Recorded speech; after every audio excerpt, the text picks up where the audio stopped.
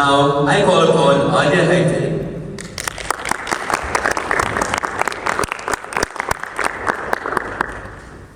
I was terrified.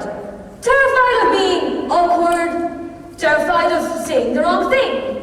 I was terrified that if people looked closely enough, they wouldn't like what they saw. Which was strange because people always thought that I was the confident one. People used that term around me a lot, and I never corrected them, because I believed it too. I thought that I was confident, but I wasn't confident enough to fail. My confidence had conditions. Things had to go right first. I'd have something funny to say.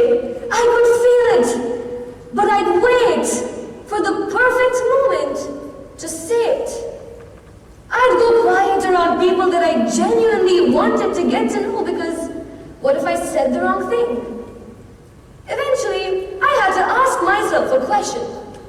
If my confidence disappeared the moment things go wrong, was it ever confidence at all? I think we've misunderstood confidence entirely. And I know that sounds like a bold claim, but stay with me. We tell young people far too often to just be confident. Parents, teachers, every motivational speaker ever. But I don't think that most people lack confidence. I think that most people have been taught to wait for it. So many of us wait until we feel ready. We wait until we feel sure. We wait until confidence just shows up and gives us permission to begin. That confidence never came from me. What came instead was embarrassment. I went for things I wasn't ready for, and I missed that perfect moment again and again and again. You know, eventually I stopped waiting. I went and I said that funny joke, and it completely didn't land. It flopped. Nobody laughed. And that was exactly what I was terrified of. But the room didn't explode. My life didn't end.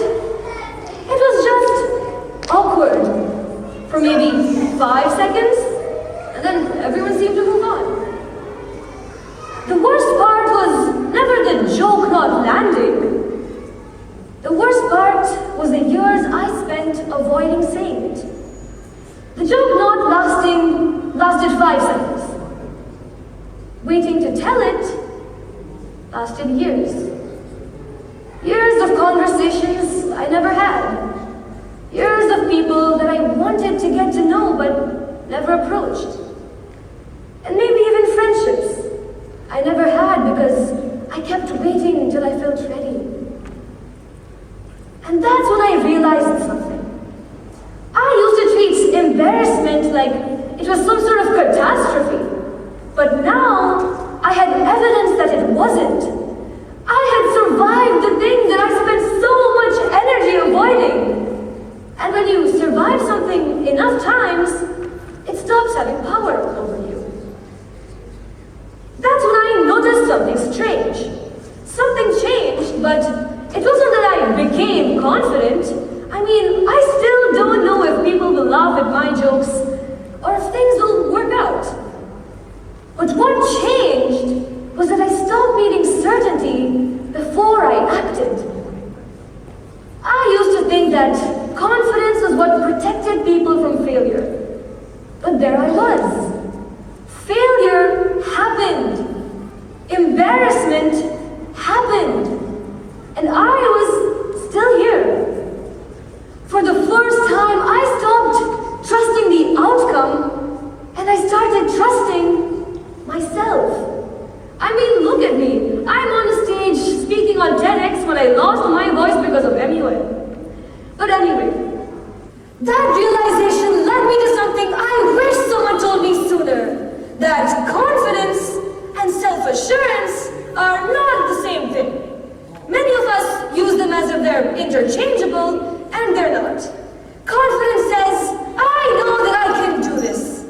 Self-assurance says that I don't know if I can do this, but no matter what happens, I know that I'll be okay. Confidence would have needed me to know that people would laugh at my jokes. But what I learned instead was the realization that I'd be okay, even if they didn't. Confidence needs evidence.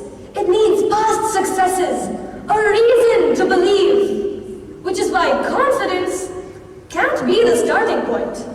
Like, what do you do when you try something you've never done before? What evidence do you have then?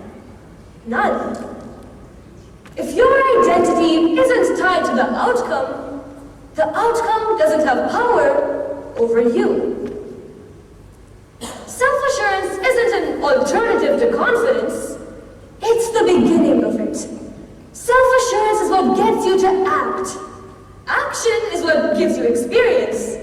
Experience becomes evidence, and evidence is what eventually builds confidence. For years, I used to think that confident people got to do interesting things. They spoke first, they got opportunities, they took risks. And I thought that the rest of us just had to wait until we became like that. But I was wrong. Confidence was never the entry ticket. Confidence was the souvenir.